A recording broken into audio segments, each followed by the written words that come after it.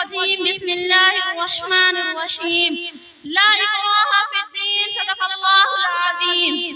जिस दौर पे नाज़ा थी दुनिया हम वो ज़माना भूल गए।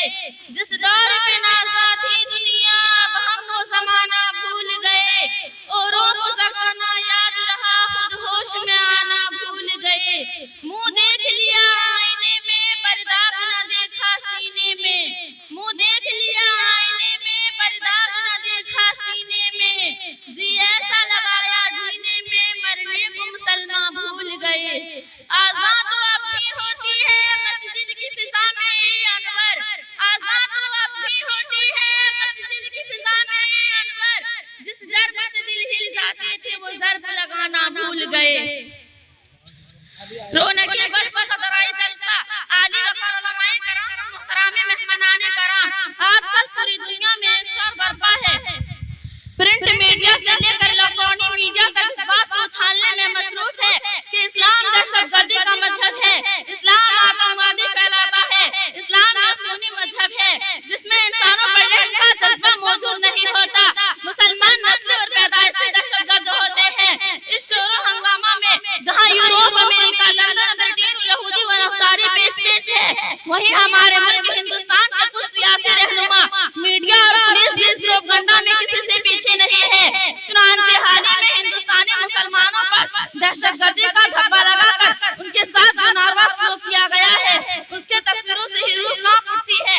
भागलपुर, फसाद, मेरठ और मिलियाना में मुसलमानों के साथ ज्यादती, गुजरात में मुसलमानों का कत्लेआम, आसम में खुरेजी, बटला हाउस इनकाउंटर, मक्का मस्जिद बम ब्लास्ट, अजमेर बम धमाका, इखलाक, पहलवान और तबरेज अंसारी जैसे बेकसूरों का सरेआम कत्ल, ये सब उसी मंसूबा बंदा साजिश का हिस्सा था जिसका निशाना सिर्फ और सिर्फ मुसलमानों को बनाया गया। बम ब्लास्ट करने वाले जो भी हो, लेकिन उसका सीधा इल्जाम मुस्लिम नौजवानों पर लगा दिया जाता है। इस पर तो ये है कि हमारे मुल्क का आधा मीडिया बना देते खूब मिर्च मसाला लगाकर दिन भर उन्हें झूठी खबरों को नशार करता रहता है। तहकीक के बाद जब पता चलता है कि ये बम ब्लास्ट करने वाला मुसलमान नहीं था या अदालत का फैसला आ जाता है कि बम ब्लास्ट में पकड़े गए मुसलमान बेकसूर है, इनका जुर्म साबित नहीं होता, तो मुल्क का ही मोदी मीडिया खामोश इख्तियार कर लेता है। दो लफ्ज़ में मासूम की तसल्ली पर बोलने के लिए तैयार नहीं होता। मीडिया किसी दौरखी पॉलिसी का नतीजा। आज हजारों बेकसूरों मुसलमान जेल की सलाखों में बंद है, उसकी फरियाद सुनने वाला कोई भी नहीं है। आज टोपी डालना, कुर्ता पहनना, अमामा लगाना और दाढ़ी रखना दहशतगर्दी की पहचान के तौर पर मशहूर कर दिया गया है। मुसलमानों बेदार हो जाओ, दुनिया को बता दो कि इस्लाम दहशतगर्दी का मजहब नहीं बल्कि इस्लाम तो अमन का नाम है। इस्लाम तो मोहब्बत का मजहब है। इस्लाम तो कमजोरों की मदद का नाम है। इस्लाम तो नाइंसाफी की मुखालिफ है। इस्लाम तो जुल्म के खिलाफ ऐलान जंग है। कुरान कहता है मा कतलन नफ्सन बिगैर नफ्सिन औ फसादिन फिल अर्ज़ि फकअन्नमा कतलन नास जमीआ। किसी जान ने बिना कसूर किसी जान के मारे बगैर और जमीन में फसाद फैलाए बगैर कत्ल करता हो, गोया उसने सारे इंसानों को कत्ल कर डाला। और जिसने एक जान को बचा लिया गोया उसने सारे इंसानों को बचा लिया।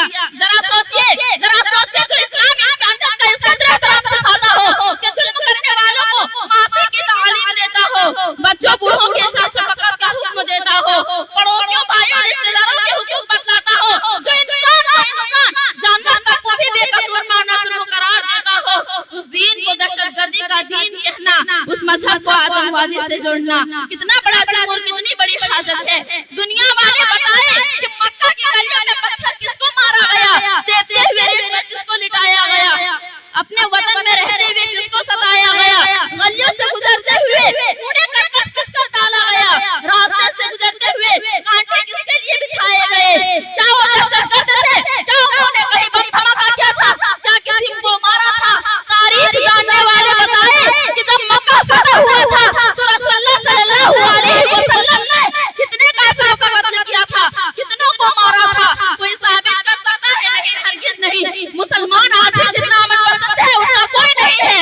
इस मुल्क में मुसलमानों की हुकूमत 1000 साल रही है, मगर कोई ये साबित नहीं कर सकता कि कभी किसी मुसलमान ने किसी गैर मुस्लिम को बेकसूर मारा हो। इस्लाम आया है जुल्म मिटाने के लिए, फिर उसे दहशतगर्दी से जोड़ना सरासर नाइंसाफी नहीं है तो और क्या है?